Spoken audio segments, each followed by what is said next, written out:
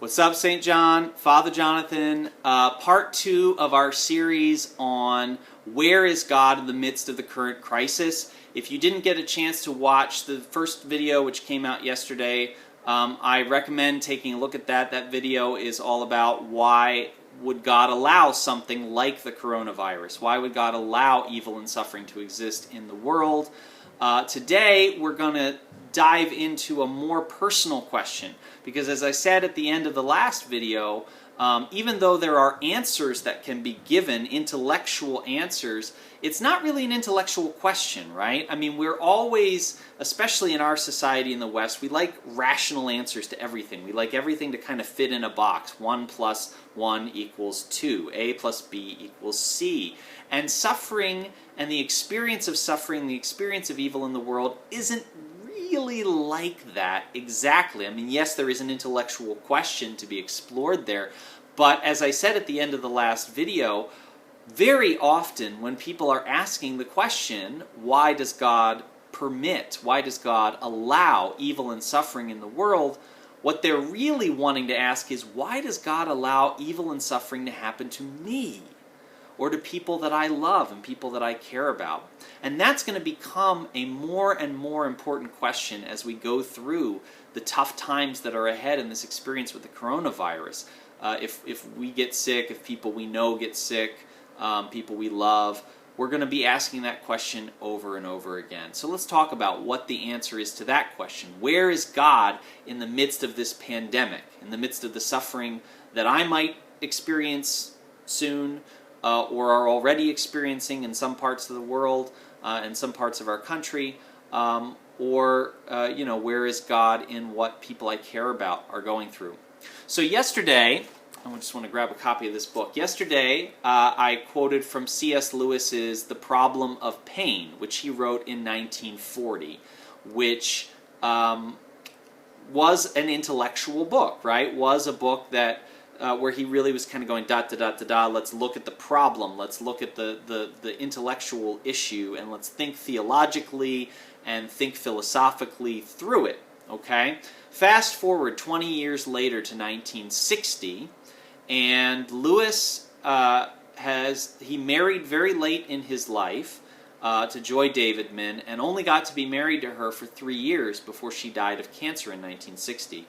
And after her death, Lewis writes another book on this question that we've been talking about, and that book's called A Grief Observed. Now, this book is very different than The Problem of Pain. The Problem of Pain, as I said, was an intellectual look at this question that we've been talking about. A Grief Observed is a lament.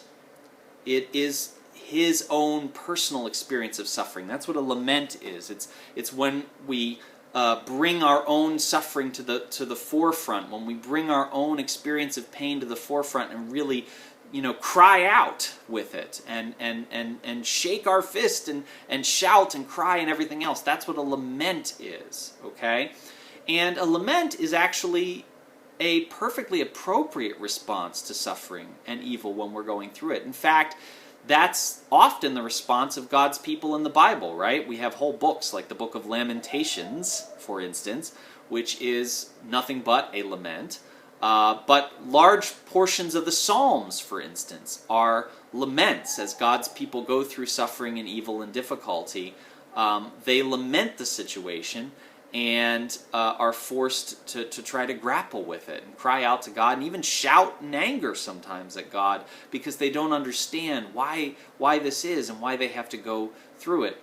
Lewis does that in A Grief Observed. It's not systematic. It's just him recording the experience as he's having it. One of the things Lewis writes in that book is this.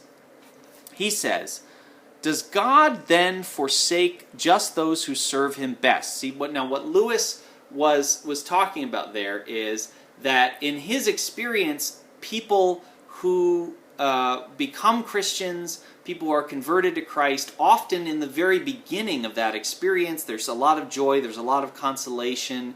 They feel and see and know God's presence very deeply. But as time goes on, they can experience more and more of that sense of absence. Think about Mother Teresa when you hear this, right? Who experienced more and more of that absence and that suffering as she went through her life. This is often the case in the Christian life. So again, Lewis says, does God then forsake just those who serve him best? Well, he who served him best of all said, near his tortured death, why hast thou forsaken me? When God becomes man, that man of all others is least comforted by God at his greatest need. Okay, so what's Lewis talking about there? He's talking about Jesus, right? And this is Jesus' lament, as Jesus quotes from Psalm 22 as he died on the cross. My God, why hast thou forsaken me? Lewis is trying to grapple with this and understand it, but he's pointing to what actually ultimately becomes the answer to the question that we're posing today. Where is God in the midst of this pandemic? He's on the cross, suffering and dying with us. Where is God in the midst of my pain and suffering? Where is God in the midst of your pain and suffering? He is on the cross, nailed to the cross, suffering and dying right along with us. A number of you have heard me say this individually to you before, those of you who are students at St. John the 23rd, but it bears repeating, I think especially in this context, and that is this, that whatever else we can or cannot say about why God allows evil and suffering to exist in our world, the one thing that we have to say, if we believe the Christian story is true, the one thing we have to say is that God didn't cheat. Right? God didn't just create a world with suffering and then exempt himself from it. No. God suffers with us. God suffers deeply with us.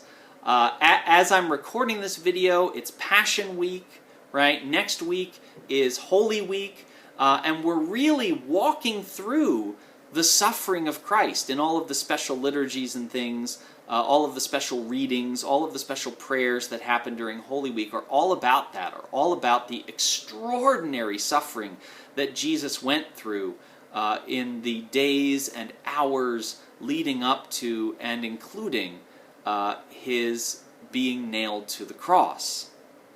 Jesus absolutely experiences the suffering that you and I experience, and even the death that you and I will eventually experience. Why? So that we might be joined with him, so that our suffering and our pain might not just be random and terrible on its own, but might actually have some meaning to it. St. Paul says, if we have been united with Christ in a death like his, then all the more so shall we be united with him in a resurrection like his, right? We will ultimately receive the resurrection. We will ultimately receive something far beyond our wildest dreams. But you cannot get to Easter without Good Friday. You cannot get to that deeper, more beautiful experience without the suffering that goes beforehand. Very difficult to hear. But there is at least some comfort in the knowledge that we're not doing this alone, that God is in it with us, that Christ suffers right alongside us. I often say to people who are going through something really terrible, whether it is sickness or emotional pain or whatever it is, to make sure that you keep a crucifix somewhere nearby. And not just a cross, not just a naked cross, although that's good too, but a crucifix where there's actually a corpus, an actual body of Jesus on the cross, because that gives you the opportunity every time you touch that crucifix, every time you hold on to it, every time you look at it, to remember that God is in it with you, that he, in the person of Jesus Christ, suffers right along next to you, with you, as a part of it. And through our own suffering, joined with the suffering of Jesus on the cross, there is, as strange as it may seem to say, great fruit that can be born of that experience, great good and gifts that can come to us out of that experience.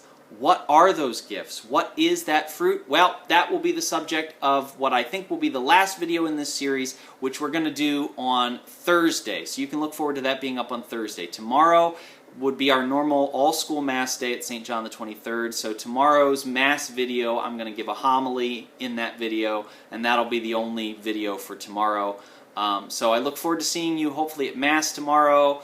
Look forward to seeing you guys again in another one of these videos on Thursday. Until then, stay safe, stay inside if you can, wash your hands, love one another to the best of your ability. God bless you. Until next time, grace, peace, and love.